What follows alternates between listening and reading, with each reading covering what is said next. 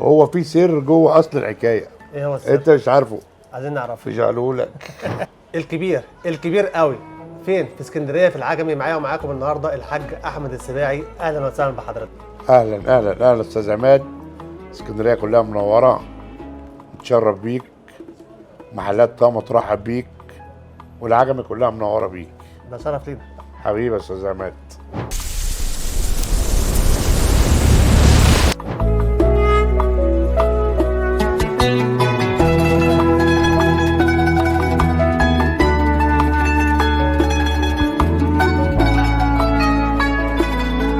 مجموعه شغل ما شاء الله جميله جدا، اجمل مجموعه شغل شفتها في اسكندريه.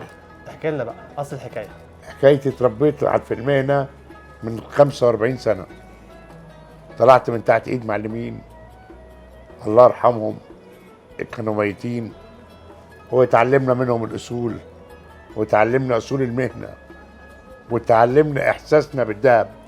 اتعلمنا نمسك الخاتم ده نعرف فيه كام جرام من غير ما نحطه على الكمبيوتر. دلوقتي كان الميزان بيترفع بالايد. دي 10 جرام و10 سنتي و20 ملي و30 سنتي و40 ملي. تاخد بالك؟ كان في احساس. النهارده خلاص مفيش احساس بالذهب، كله على الكمبيوتر. فكل زمان له دولة ورجال. احنا عاصرنا الزمن الجميل، الزمن اللي كان كيلو الذهب فيه ب 17,000 جنيه. النهارده كيلو الذهب ب 7 مليون جنيه. الحمد لله اللي احنا فيه. العملاء عايزين يعرفوا مكان حضرتك فين في العجمي. احنا في العجمي، في الدرايسة، وفي الهانوفيل، وفي الروضة الخضراء قبل الأرمان. محل مذهلة، وهنا طامة 1 وطامة 2 في الدرايسة. عايزين نعرف برضو اول محل اتفتح سنه كام تقريبا؟ تسعينات. اول محل في التسعينات. تسعينات.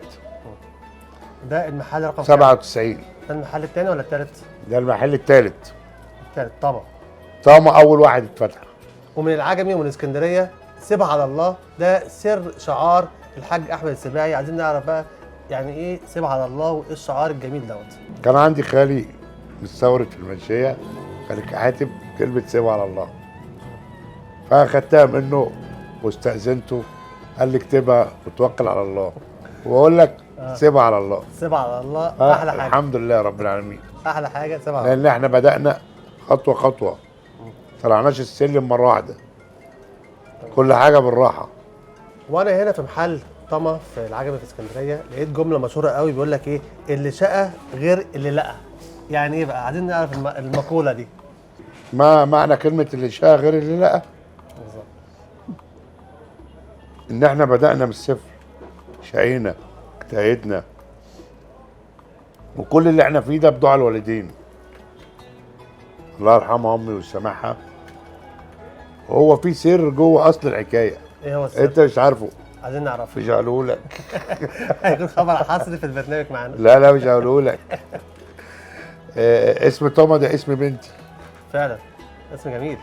هي اسمها فاطمه بس بيدلعوها طبعا. طبعا، عشان كده اسم توما. عشان كده اسمه طبعا. برافو عليك. ربنا يخليها لك. فالحمد لله نقدر نقوله الحمد لله. اجتهدنا وتعبنا وربنا رضانا، ومش عايزين اكتر من كده. هنقوله ايه؟ يبقى طمعانين. احنا في عز النعمه. الحمد لله. ايوه، اهم شيء نمشي بما يرضي الله. ودايما في اصل الحكايه بنسال الضيف عرفتنا ازاي؟ عرفت برنامج اصل الحكايه عن طريق ايه؟ عن طريق الحاج اسامه عفيفي. فندام. فندام. فندام مصر. أيوة. الحاج اسامه عفيفي. ده فندام.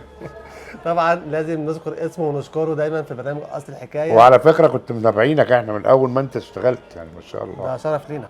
المنافسه شديده جدا في العجمي، اكتر من 20 محل في العجمي في اسكندريه، وهنا جينا نعرف ايه اصل المنافسه. كلهم ناس كويسه وناس محترمه، وكلنا اخوه في بعض واحباب. طب ايه بقى اللي بيتميز طما عن محل تاني؟ اكيد في تميز. على طول عندنا الجديد. التميز اي انتاج جديد احنا على طول اول ناس بنجيبه. بتتعامل مع مصانع معينه مثلا؟ مع كله، ايجيبت جولد ومع سليمه ومع اندريا وجورج ومع شركه سام وشركه بي تي سي، وكلهم ناس محترمه، كلهم ناس محترمه. هل في العجمي في سبايك ولا مفيش سبايك؟ لا، موجود متوفر سبايك. متوفر انا طبعا شايف قدامي كميه سبايك يا جماعه. في سبايك في العجمي دي اللي بيسال ومش لاقي سبايك. لا يجي موجود السبايك موجوده تحت ايدينا والاستلام فوري. صح؟ موجود. الاستلام فوري ولا بعد فتره؟ الاستلام فوري. استلام فوري. اسال على سبايك في طامه في العجمي وهتستلم السبايك فوري. طب سؤال، هل الكبير، اللقب الكبير اللي بيتقال على الحاج احمد السباعي ده كبير المحلات ولا كبير فروع طامه بس؟ هو كبير فروع طامه، ما احكمش على حد تاني، انا احكم على نفسي، انا كبير نفسي. هل مثلا لو في مشكله مثلا في المحلات يدخلوك تحلها؟ ممكن، وبنحل. بتحل. هو ده اللي بتكلم فيه. وممكن، لكن انا ماليش عليهم، انا ليا على نفسي. الفقره ديت اتصورت، تحب نذيع؟ زيع، توكل على الله. نذيع؟ زيع. نذيع. فقره ضرب نار، وهي اصلا فقره الكومنتات في الفيسبوك. دايما بنشوف الكومنتات ونعلق عليها ونتكلم فيها. شفت في بعض الكومنتات ان الناس بتشتكي ان المحل زحمه قوي، مفيش تقدير للعميل او في التعامل في خدمه العملاء، في مشاكل في الميزان، في مشاكل في البيع، في مشاكل خدمه ما بعد البيع. عايزين نتكلم في التفاصيل دي كلها ونعرف العميل ايه المشاكل وايه الصح وايه الغلط. اولا الميزان ده بتاع ربنا. اكيد طبعا. لا يعني ايه، من غشنا فليس منا. لو عندي بياع يضحك على زبون، انا عندي الزبون اهم من البياع، همشي البياع، لان انا مش هقبل جنيه حرام على عيالي، دي مستحيل. حتى لو بياع يقول لي لا الزبون اكسب منه، اقول له مستحيل. اكسب في المعقول، اكسب في الحدود، ما بقولكش ما تكسبش، اكسب وفي نفس الوقت ما تخسرش. بالظبط. لكن انت ما تظلمش الزبون. وهل ده ممكن يكون ما هو انت لو ظلمت الزبون هتظلمني. طبعا. دي عقيده عندي انا كده. لو انت ظلمت الزبون عشان تراضيني، يبقى انت هيجي يوم وهتظلمني، يبقى الموضوع ده مبدأ مرفوض. انا عندي الزبون هنا فيه ثقه، بيبعت عياله، بيبعت حد عارف ان قمه الاحترام والادب لازم يتعاملوا بيه. ما يقدرش بياع حتى يبقى يرفع عينه في اي زبونه.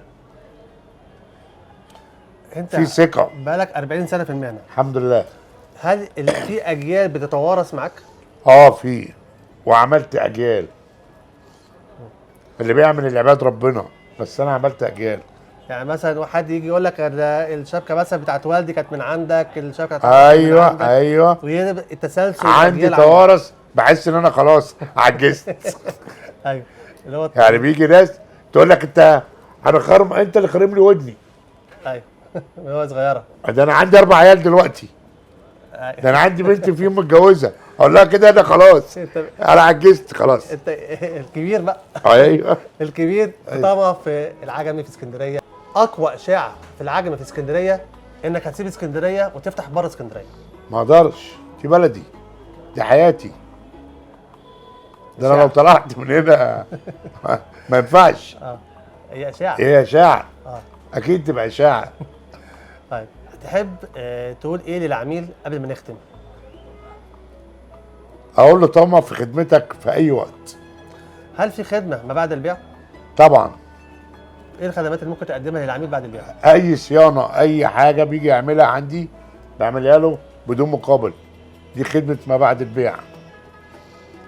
سلسله اتقطعت، خاتم اتقطم، عايز يوسع، عايز يضيق. هل عندك سياسه الاسترجاع والتبديل؟ طبعا اكيد. يعني لو حد مثلا جه مثلا عايز السلسله دي، عايز يكبرها بسلسله اكبر شويه او اكيد. اكيد متاح طبعا.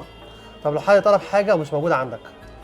اتصرف واجيبها له، اطلبها له من المصنع نفسه. عايزين نقول بقى للعملاء مكانك فين وعنوانك فين بالظبط. احنا في الهانوفيل امام شركه الكهرباء. تمام. بجوار سوق الهانوفيل. وفي الدرايسه امام معمل البرج. تمام. وفي ابو يوسف الروضه الخضراء تحت مستشفى الطاهر، محل مذهله. في اصل الحكايه. خليك معايا. وصلنا مع بعض فقره سوق الذهب. سوق الذهب اللي في مدينه العبور، حضرتك سمعت عنه ان هو اكتر من 200 محل؟ ما شاء الله ما شاء الله. سمعت ايه بقى وايه ما رايك شاء فيه؟ الله، دي فكره نجاح كويسه وتفكير ممتاز، ويا ريت جميع المهن تبقى في مصر تتلم كلها في حته واحده. يعني لو اتعمل لنا في اسكندريه نفس المهن، يا ريت. يا ريت كلنا نتجمع في حته واحده تبقى كويسه للتاجر وللعميل وكله، تبقى الكله، يبقى ده سوق موحد. بالظبط. زي ما احنا بنروح الجماليه بنلاقي كل بتوع الدهب هناك، بالظبط. كل التجار التقيله هناك اللي بيشتغلوا معاهم. ده السوق. فاحنا بقى ده هنا فاحنا نفسنا يعملوا في اسكندريه كده، في العبور كلنا ناخده فيه. في العبور الصاغه المصريه الحديثه. احلى، ده احسن حاجه للبلد وانضف حاجه واشيك حاجه. بالظبط. فاصل الحكايه، وزي ما اتعودنا دايما ان الضيف هو اللي بيختم الحلقه. احنا نشكر برنامج اصل الحكايه الاستاذ عماد كودك اللي احنا بنحبه، اسكندريه بتحبه عشان هو شخصيه محترمه. ونشكر البرنامج والمصورين اللي معاه، وجزاكم الله خير ونورتم اسكندريه، ورمضان كريم. انتظرونا في مجوهرات طامه. كان معاكم احمد السباعي.